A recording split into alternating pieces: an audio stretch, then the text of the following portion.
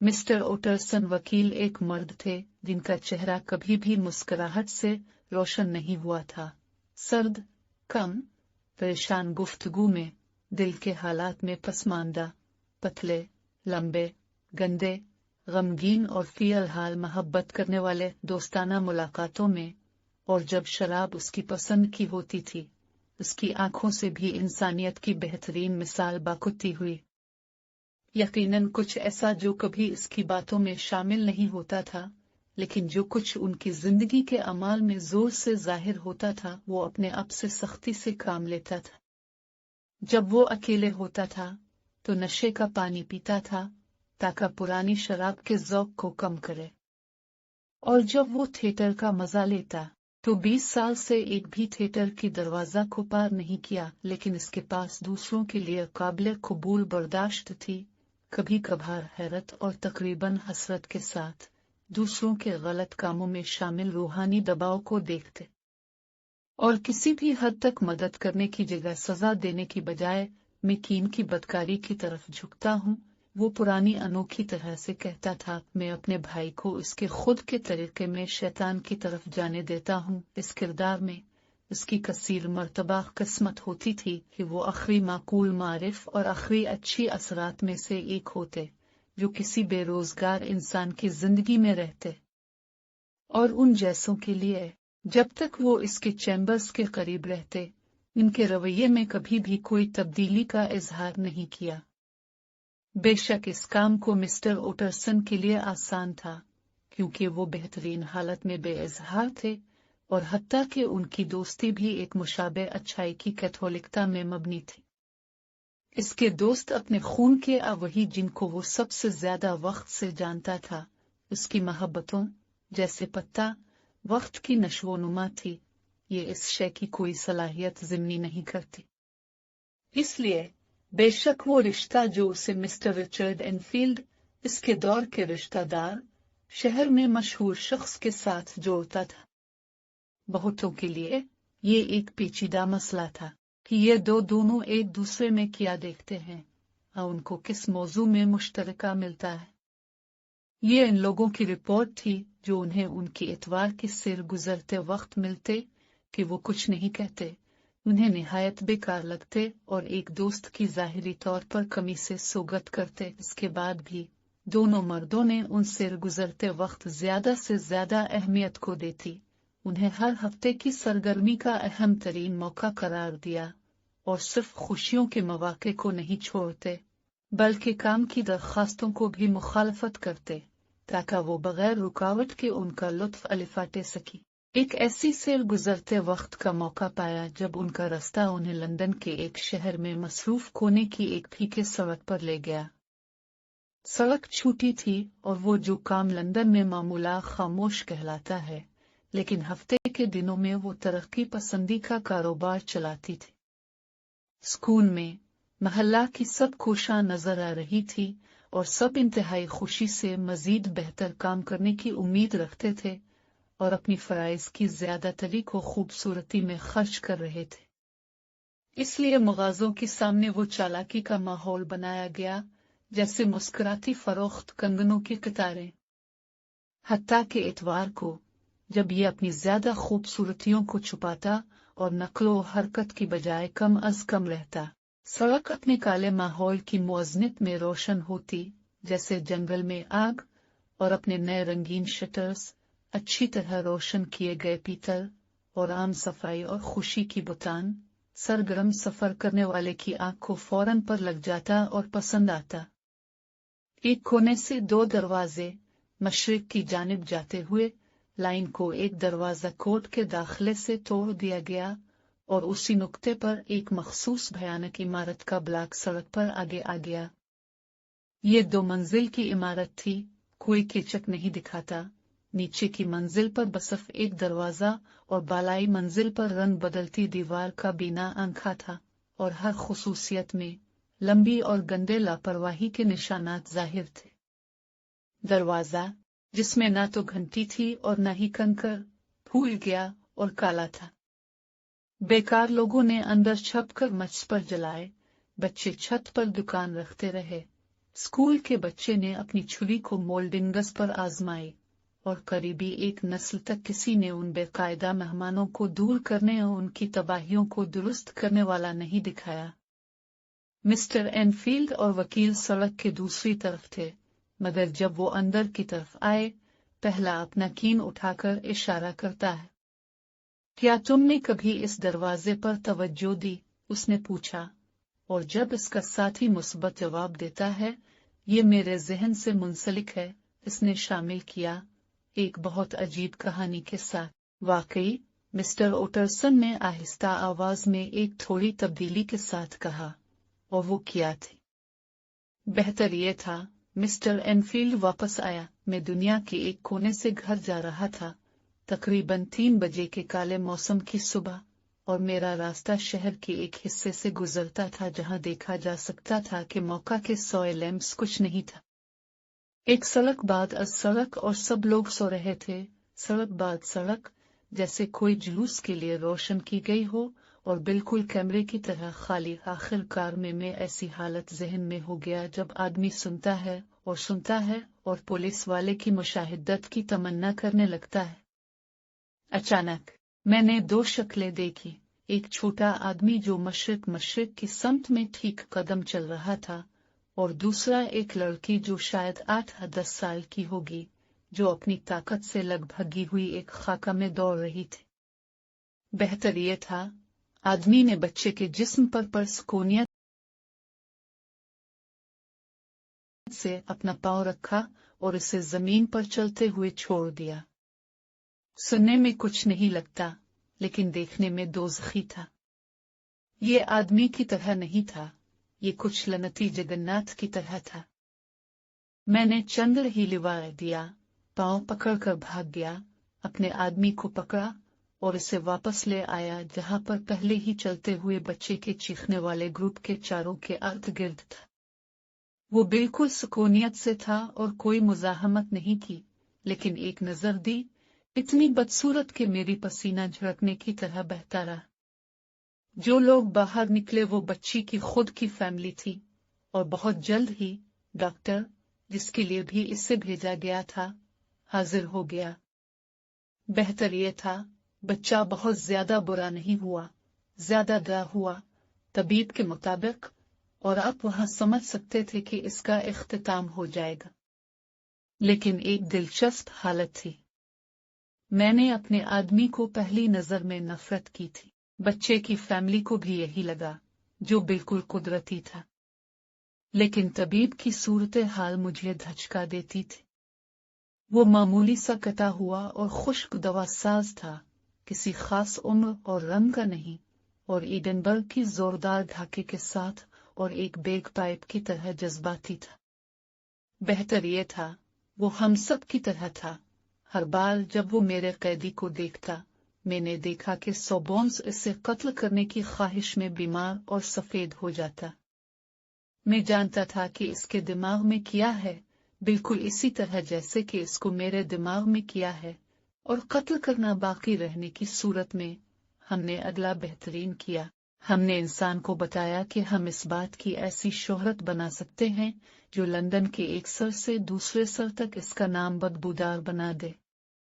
अगर उसके कोई दोस्त होते या कोई एतबार, हमने वादा किया कि वो उन सब को खो देंगे। और हम पूरी तेजी से उसे मजम्मत करते रहे। हम कोशिश करते रहे कि औरतों को भी इससे दूर रखें क्योंकि वो बहुत ही बेकाबू थी। मैंने कभी ऐसे नफरत अंगेज चेहरे नहीं देखे, और वहां वो आदमी दायरे के बीच में था, एक किस्म की काली चखनी में ठंडक और डर भी। मैं इसे देख सकता था, लेकिन वाकई जैसे कि शैतान करता है। वो कहता है, अगर तुम इस हादसा से फायदा उठाना चाहते हो तो मैं कुदरती तौर पर बेमुराद। कोई इंसान सिर्फ एक मंजरा से बचना चाहता है, वो कहता है, अपनी मिकदार बताओ। बेहतर ये था, हमने बच्चे की फैमिली के लिए इसे सोपोन्स तक मजबूर कर दिया। इसे वाज़े तौर पर कुछ और मजीद करना पसंद था, लेकिन हम में से कुछ ऐसी बात थी जो शरारत की बात थी, और आखिरकार उसने मान लिया। अगली बात की अदा करना था, और आपको क्या लगता है कि उसने हमें किस जगह ले जाया? एक चाबी निकाली, अंदर चला गया और फौरन 10 पाउंड्स की सोने में और बाकी रकम के चेक पर कावट केस में वापस आया, जो बर्दाश्त करने वाले के नाम पर खींचा गया था और एक ऐसे नाम के साथ साइन किया गया था जिसे मैं जिक्र नहीं कर सकता। हालांकि ये मेरी कहानी की एक नुक्ता है, लेकिन ये कम अज कम एक बहुत मरूफ और अक्सर छापे जाने वाला नाम था। रकम सख्त थी, लेकिन अगर ये सिर्फ हकीकी होती तो सानेचर इससे ज्यादा अच्छी होती। मैं अपने आदमी को यह बताने की इजाजत ले रहा था कि पूरी कारोबार अफवाही लग रही थी और हकीकत में किसी इंसान को 4 बजे रात को एक गले की दरवाजे में चलते देखने और बालकुर्बा 100 पाउंड्स के करीब एक और इंसान का चेक लेकर बाहर आना नहीं देखा है। लेकिन वो बिल्कुल आसान और मिसखुर्रा था। वो कहता है, अपनी दिमाग को चीन से रखो। वो कहता है, मैं तुम्हारे साथ हूँगा जब तक बैंक खुले और मैं अपने इख्तियार से चेक का रकम निकालूंगा। तो हम सब निकल गए, डॉक्टर और बच्चे के वालिद और हमारा दोस्त और मैं, और रात के बाकी हिस्से को मेरे कमरे में गुजारे। और अगले दिन जब हमने नाश्ता किया, हम सब मिलकर बैंक की तरफ चले गए। मैंने खुद चेक दिया और कहा कि मेरे ख्याल में ये नकली है। बिल्कुल भी नहीं, चेक हकीकी था। हाय हाय, कहता है मिस्टर येटरसन, मैं देखता हूं कि तुम भी मेरी तरह महसूस करते हो, कहता है मिस्टर एनफील्ड। हाँ, ये एक बुरी कहानी है, क्योंकि मेरा इंसान ऐसा था जिससे कोई भी मामला करना नहीं चाहता था। एक वाकई मलून इंसान और चेक खींचने वाला शख्स बिल्कुल कानूनी रवायत की खालिस का नमूना था, मरूफ भी। और जो बात इसे बुरी बनाती है, तुम्हारे इसी तरह के लोगों में से एक जो वो करते हैं जो अच्छा कहलाते हैं।